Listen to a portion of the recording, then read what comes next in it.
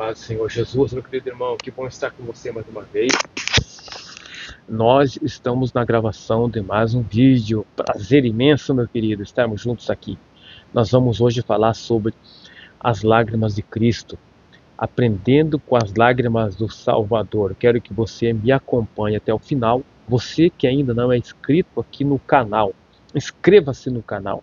Nós temos palavras de Deus, palavra para abençoar a tua vida. E sei que hoje, mais uma vez, Deus, através dessa palavra, vai impactar a tua vida, vai impactar o teu ser. E nós vamos aprender um texto bíblico aqui. Você sabia que Jesus chorou? Talvez você diga, eu sei. É o menor versículo da Bíblia, São João capítulo 11, versículo 35. Jesus chorou. Mas só que, será que foi só aí?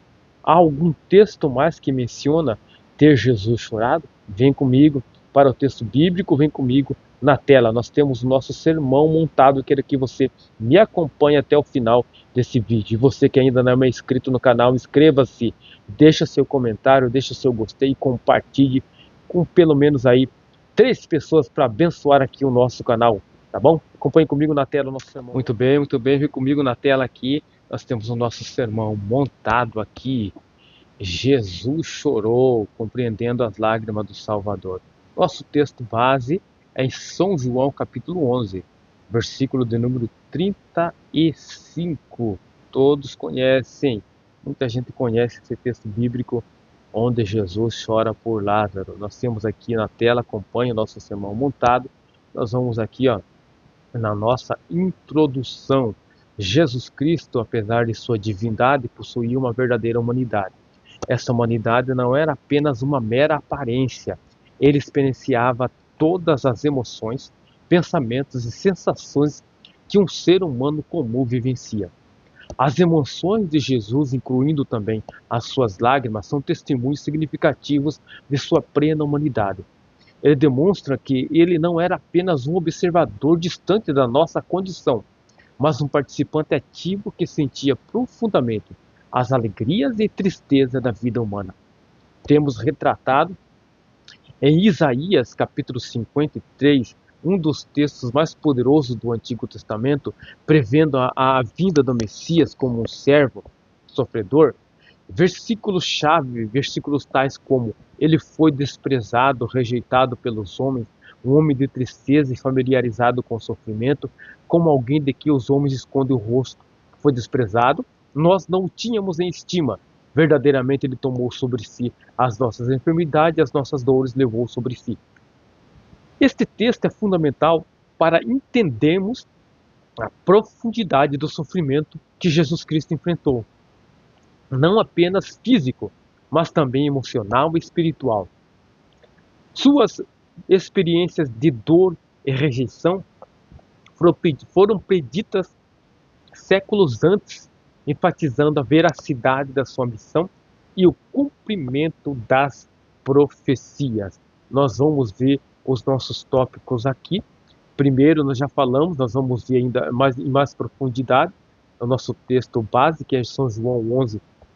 Aliás, São João 11, versículo 35, mas também nós vamos ver Lucas capítulo 19, versículo 41, onde Jesus chora por Jerusalém. Nós vamos ver mais a fundo isso aqui, mas também há um texto bíblico que nos afirma que Jesus chora no Getsêmani, que é em Lucas capítulo 22, versículo de número 42. Mas primeiro, nosso primeiro tópico aqui, que nós vamos falar acerca das lágrimas de Cristo, é: Jesus chorou por Jerusalém. Jerusalém, na época de Jesus, era um centro religioso, cultural, político, vital para o povo judeu. Sob o domínio romano, a cidade vivia uma tensão constante entre a ocupação estrangeira e as expectativas de um Messias, ou expectativa messiânica de uma libertação, de um Messias libertador. A cidade era o coração do judaísmo, abrigando o templo, mas estava mergulhada em práticas religiosas que muitas vezes distorciam as verdadeiras intenções da lei mosaica. Muitos esperavam um Messias que libertasse Israel do jugo romano, mas não compreendiam a natureza espiritual e redentora da missão de Jesus. O choro de Jesus por Jerusalém é profundamente simbólico. Ele lamenta não apenas por causa da futura destruição da cidade, ou seja, Jerusalém futuramente seria destruída no ano 70 depois da morte de Cristo, seria destruída. Cristo, como, como Deus, ele previa isso, ele predisse isso, ele profetizou sobre a destruição de Jerusalém, dizendo: não ficará aqui pedra sobre pedra. Mas Jesus não chora tão somente por essa destruição de Jerusalém que iria acontecer, mas também ele chora pela cegueira espiritual e pela rejeição do seu próprio povo, pela qual ele foi enviado para salvar. Jesus reconhece que, apesar de sua oferta de paz e salvação, o povo de Jerusalém, em grande parte, o rejeitará, escolhendo caminhos que levam à destruição.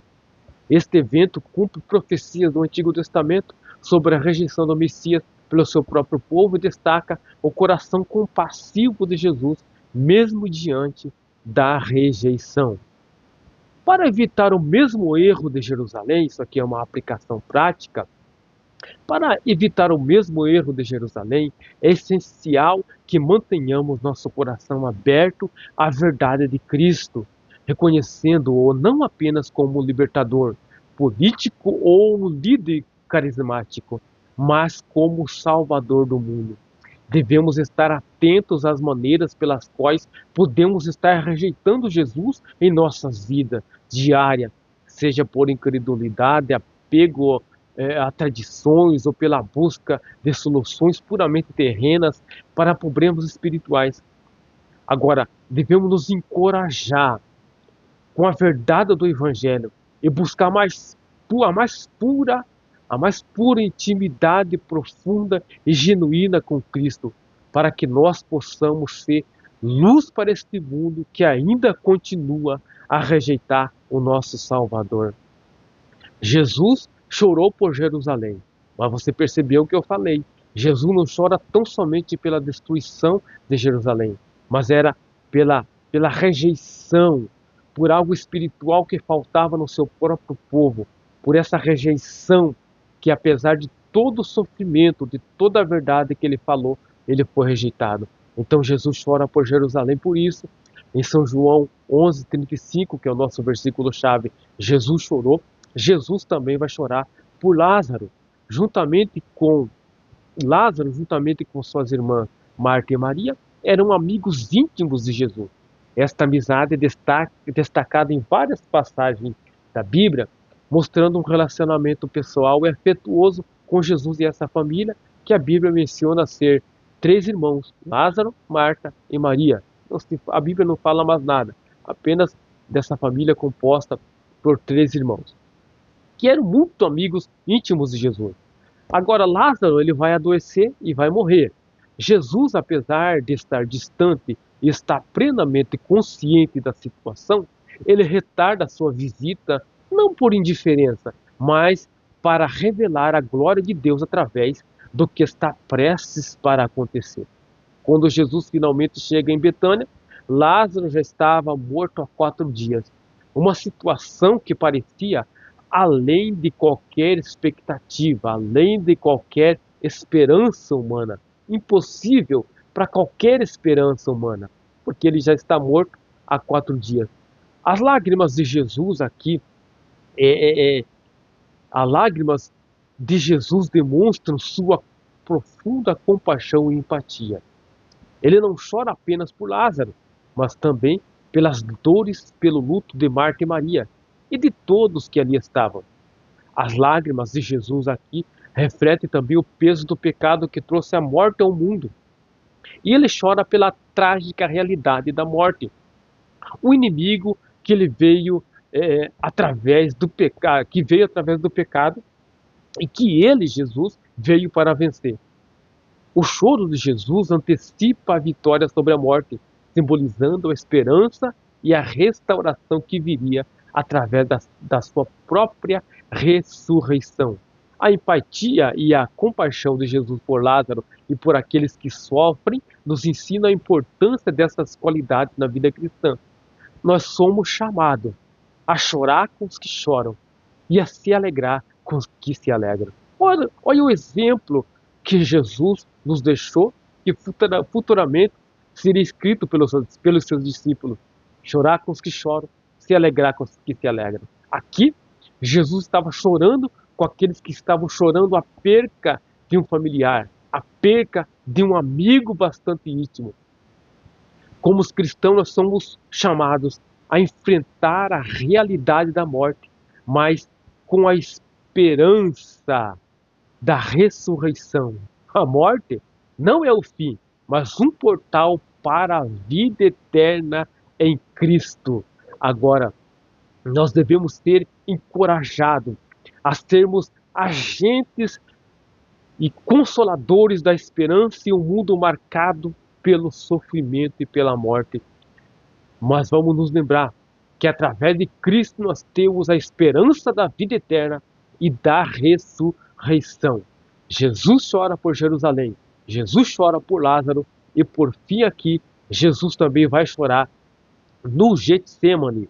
Nosso exemplo bíblico aqui, nossa referência bíblica é em Lucas capítulo 22, versículo 42. Getsêmani, um jardim localizado no Monte das Oliveiras, era um lugar frequentemente visitado por Jesus para oração e reflexão. O nome Getsêmani significa prensa de azeite, simbolizando a pressão e o esmagamento que Jesus estava prestes a enfrentar. Esse jardim torna-se o cenário da agonia intensa de Jesus, marcando o início de sua paixão. Aqui, ele confronta o peso total que está por vir, sua prisão, sofrimento, crucificação e a separação momentânea do seu Pai. A oração de Jesus e suas lágrimas. Lucas capítulo 22, versículo 42, revela a profunda agonia de Jesus, onde ele ora: Pai, se queres, passa de mim este cálice, contudo, não se faça a minha vontade, mas a tua. Essa oração reflete a luta interna de Jesus ao encarar a morte e a separação do Pai. E apesar do sofrimento iminente, Jesus demonstra aqui total submissão à vontade do Pai. A humanidade está totalmente exposta aqui neste momento. Momento de vulnerabilidade. Ainda assim, ele escolhe obedecer, evidenciando um amor incondicional pela humanidade. O choro de Jesus aqui no Getsêmani é um testemunho de sua humanidade e da profundidade do seu sofrimento. Ele não apenas temia a dor física da crucificação, mas também a carga espiritual de levar sobre si os pecados do mundo. Que sofrimento, que agonia! E até há um evangelista que diz que a agonia era tanta, o choro, o sofrimento de Jesus ali era tanto que o seu suor transformou-se em gotas de sangue. A resposta de Jesus à sua angústia, oração e submissão serve como modelo para nós. Nos momentos de dificuldade, somos chamados a nos voltarmos para Deus em oração, compartilhando abertamente nossos medos, dores e lutas. A submissão de Jesus ao Pai, mesmo em meio à dor, nos ensina sobre a confiança e dependência que devemos ter em Deus. Mesmo quando não entendemos os planos dele, podemos confiar em seu amor e sabedoria. A vulnerabilidade de Jesus no Getsêmani nos mostra que não há fraqueza em admitir nossa dor e buscar apoio em Deus e na comunidade de fé. Nessas horas, a graça e o consolo de Deus se tornam mais evidentes. Nossa conclusão é: reconhecer a humanidade de Jesus é essencial para compreender como ele identifica profundamente com os nossos sofrimentos. Jesus identifica o nosso sofrimento em lágrimas. Suas lágrimas revelam um Salvador que não apenas compreende, mas também compartilha as nossas dores e as nossas lutas. Encorajo agora cada um de vocês, console forças nessas verdades que acabamos de ouvir. Lembre-se sempre de que Em Jesus temos alguém que nos entende intimamente e nos oferece a mais profunda forma de salvação e esperança.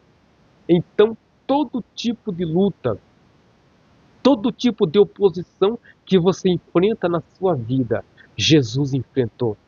Jesus sabe o que é ser desprezado. Jesus sabe o que é ser traído. Jesus sabe o que é decepção. Jesus sabe o que é dor. Então ele te conhece se você passa por todos esses flagelos da vida. Ele te conhece e quer te socorrer. Tem salvação e esperança para você. Deus te abençoe. No nome do Senhor Jesus, receba o amor de Deus, receba o poder de Deus sobre a tua vida. Coragem, fé, que teve alguém que chorou por você, conhece e acolhe as tuas lágrimas. Hoje, Deus te abençoe Deus te abençoe e se inscreva no nosso canal também. Se você gostou, compartilhe com alguém, deixe seu comentário e até a próxima. No nome do Senhor Jesus. Amém.